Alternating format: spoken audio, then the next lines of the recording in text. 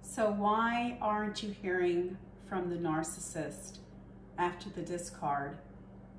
Hi, I'm Nanette, and welcome to my channel, Narcissism Exposed. Today, I'm going to talk about why the narcissist is not hoovering you, isn't trying to contact you, and you're not hearing from him or her. Well, the bottom line is, it all depends on the strong circumstances that the discard took place under. And when I talk about the discard, it doesn't matter if he or she discarded you or you discarded the narcissist. And the reason why is this.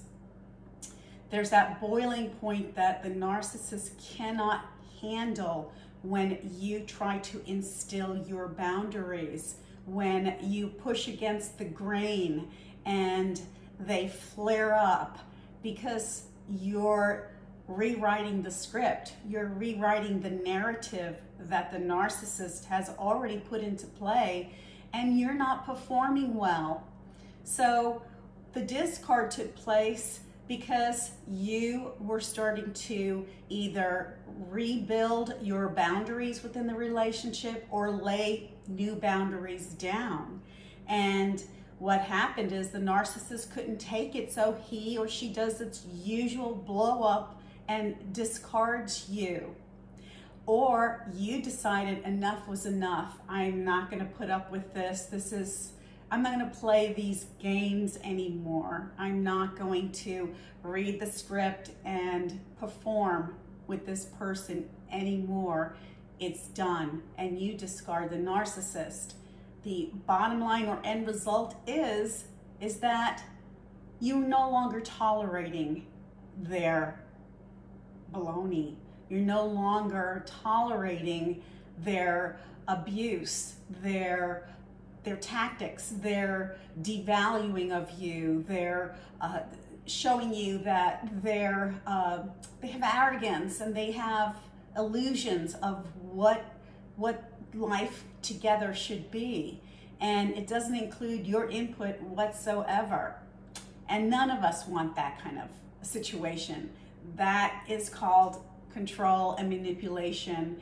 And I think that if we go through those cycles enough times, we finally realize that this isn't a person that actually wants some help, or, well, maybe they had a really hard childhood, or their previous relationship, as they'll often share, was so bad, and they just need time to heal. And you're thinking, well, if I show them enough compassion and empathy and sympathy, that will help them heal. But then if you keep seeing that the same loop is happening over and over again, you get what's called an awakening, and you begin to realize and understand that this cycle is never going to end, and all it's doing is draining your battery and making you feel less than who you really are. So when that discard happens because of your boundaries getting stronger, that causes a narcissistic injury. And the narcissist can't be around that, because what it does is it flames up shame within them. They feel very shameful, and they can't be in that type of environment. And so they run from the relationship, the terminated relationship, with their tail between their legs, because they are feeling humiliation and shame, and they have to do their last type of discard or devaluation of you. But you have gotten onto them. You have seen what their game is all about. You are putting up your boundaries. You are securing your safety. And the narcissist is running away with his tail between his legs. And that is what's going on. You have turned the tables, and you are the strong one. You are the person in power, the position in power over yourself. It's not even none of us should have power over anybody else. That's not your right. That's not what we do. What normal, decent, empathetic people do. We exert power over our own selves, over our mind, over our to have patience, to have empathy, have sympathy, compassion, to reach out and help people. These are things the narcissist doesn't know and doesn't really care about anyway. So that's what's happening in the situation. That's why you're not hearing from him or her. They are in a place of humiliation. They have been called out with you putting up your boundaries. In my personal experience, it was just before, about a week before Thanksgiving, and his family put out a group email announcing where the Thanksgiving celebration was going to be. And what I did is I texted the family back privately, explaining to them that I had broke off my engagement with the narcissist, and I explained to them why, kind of very matter-of-factly. There was no animosity or anger or anything like that, just letting them know that I appreciated them as a family and I thought they were all wonderful, but I was no longer going to be in an abusive relationship. And the response was so mind-blowing. It was really incredible, because none of them were actually surprised. In fact, one of his nieces said that, "Nanette, you're an extraordinary woman. You deserve somebody on the same page as you. We really thought you could help our uncle."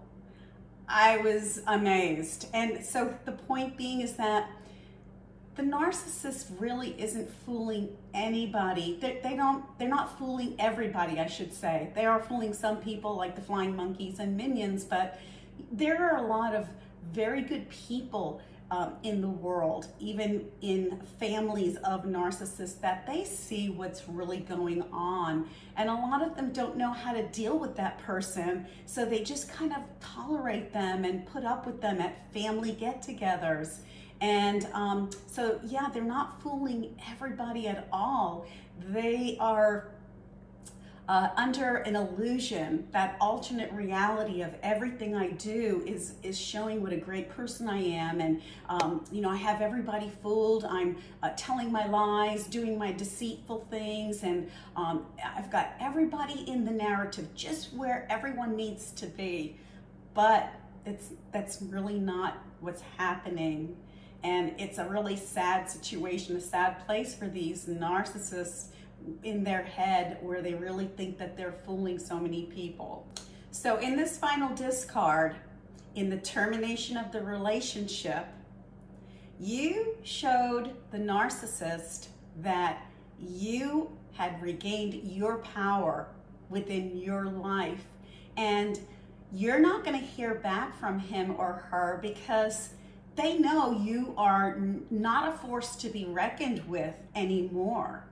And that once the game is over, it's end game, you're on to them. And so they know they can't even attempt to come back. So I know a lot of people say, well, they're not, you're not hearing from them because they're involved with their new supply, and perhaps they're all happy and settled in. First of all, the narcissist is never happy. We all understand that. They're never happy. They're fake happy. And fake happy doesn't equal happy, true happy. So it most times is not because they have a new supply. And right now we're in economic devastation with COVID-19.